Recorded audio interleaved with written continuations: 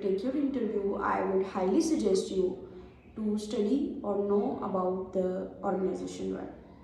You have to make 4 or 5 pages about the organization, know about the function, know what's your job description, know about the structure and function of the organization, and so on and so forth.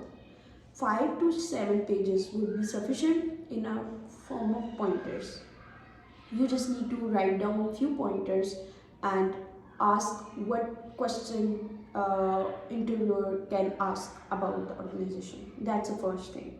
So secondly, I would highly suggest you to practice with the mock interviews. Mock interviews are very much important.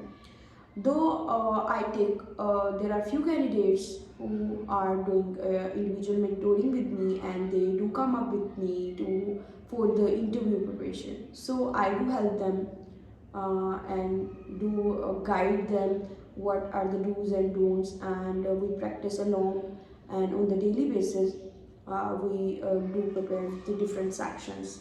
In every interview there are 2 or 3 parts. We have to work on all parts. First, for let's say, obviously I'm going to take a full length session on it, but let me give you a brief idea.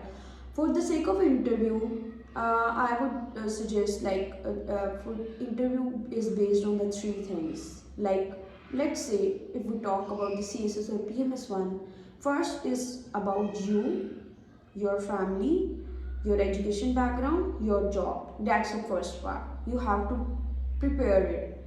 Second part is about the organization and about your role. How do you see yourself after 5 years, and so on and so forth. And in the last part, they are going to ask a particular subject which you opted, or there are few subjects where they are going to ask more questions as compared to others. So to me, these are the 3 parts of an interview. It could be any interview, but they want to see you, your passion, your thought processes, and how you project yourself. So apart from it, you have to practice it on daily basis. If no one is there to help you out, you can ask your friend to take your mock interview, but please attempt mock interview before going for final interview, because with mock you can know what is your strength, what are your weakness, how you can perform well. So these are few suggestions that you must appear for mock interview before going for the actual interview. And for the third suggestion, I would say try to prepare for the common interview question. Do write it, do practice it. Do it in front of camera, do it in front of mirror, do it in front of your friend, whatever suits you, but do practice your common interview question, because there are so many repetitive like how do you see yourself after 5 years, why we must hire you, what's your aspiration, what's your liking, disliking, what's your strength. These are all questions which obviously are repetitive, but it's subjective approach. It varies from person to person. Like for me, there are different answers as compared to other. So practice accordingly and make your own list down your all common questions for the interview and answer it accordingly. Do practice it. And the fourth is, to me, we think that dressing don't have such impact, but for me, I think even before you enter the room, the first thing they will judge about your dress. Obviously, on that day they are going to judge you. That's why they called you for an interview. So you have to dress appropriately. Dress like where you think you are looking good, and it must not be it could be monotone, it could be anything, and try to dress appropriately and formally, because dress is the most important thing apart from your body language. They want complete personalities where you can work well and they can see how you are going to be a future leader. Apart from it, this mistake I have already done, so I would share that you people must not do the same mistake. Like, I got late for like roughly 20 minutes. You have to be on time. I got late, and I was lucky that I managed somehow, but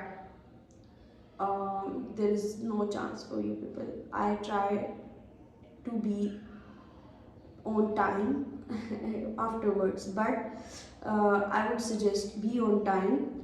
Punctuality is very much important. You can margin some time, because this is like, we have the instability, we have the other traffic issue or some other stuff going on. So I would suggest to be give yourself some margin, like 30-40 minutes before the interview time.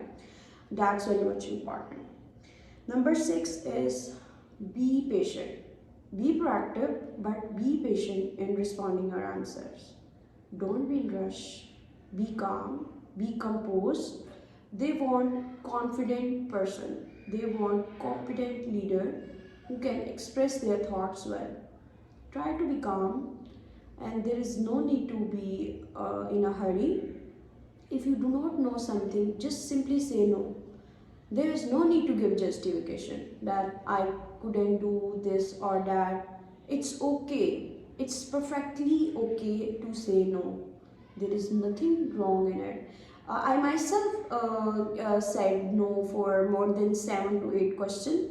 So even I was not that much pro that time, but it's okay. It's okay to say no. There is nothing to get panic.